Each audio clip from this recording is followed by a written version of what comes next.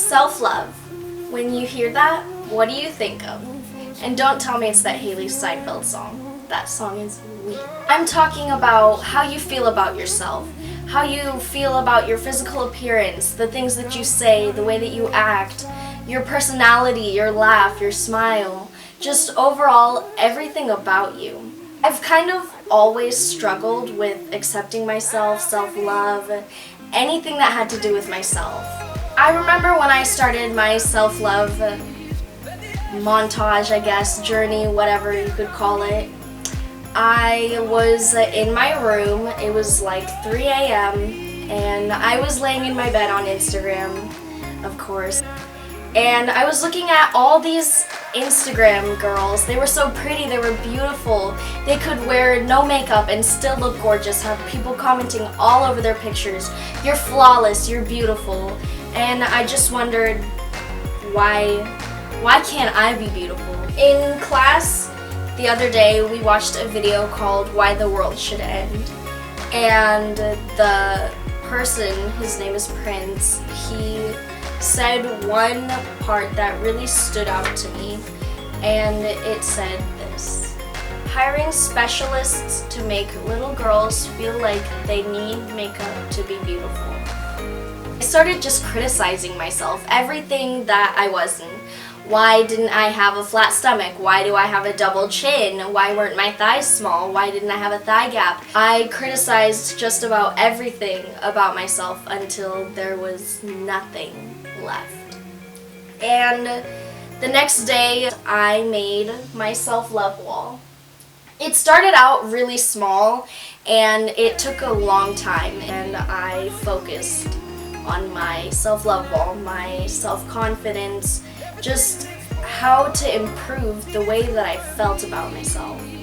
And then I also made a list of everything that I didn't like about myself, and then everything that I liked about myself. I also recently created a Tumblr blog that was devoted to helping other people, right?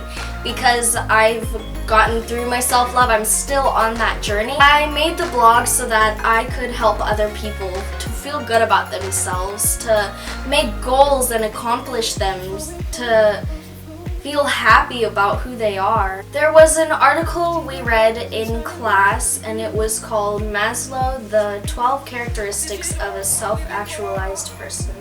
And it said they accept themselves together with all their flaws. If you love yourself, you don't have to accept all of your flaws in order to love yourself.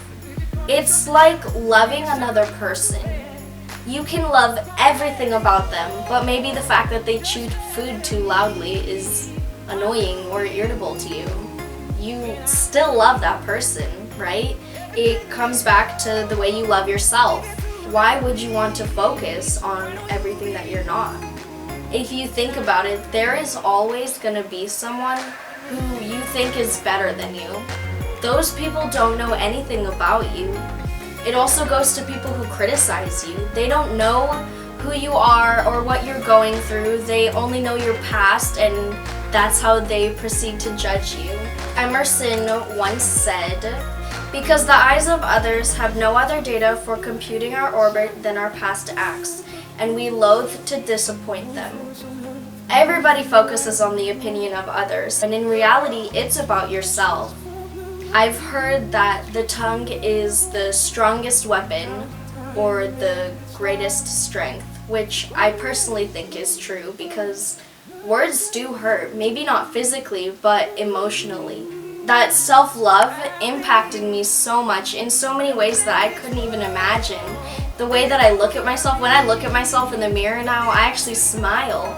I'm proud of how I look and all that I've done to get here. There was this one article that really stood out to me. It was called A 7-Step Prescription for Self-Love. And it was kind of just 7 things that you need that would really help you love yourself, to be who you are, be who you want to be. We are only given one body, one life, one heart, one mind. Why should we spend it criticizing ourselves? Why should we spend our life feeling bad about who we are? We are created to feel good about ourselves, to be happy, to see happiness in others. Because once you see all the good in you, you will see all the good in other people. I noticed that I was my own bully. I was the bully that followed myself around all day, criticized myself, everything that I did.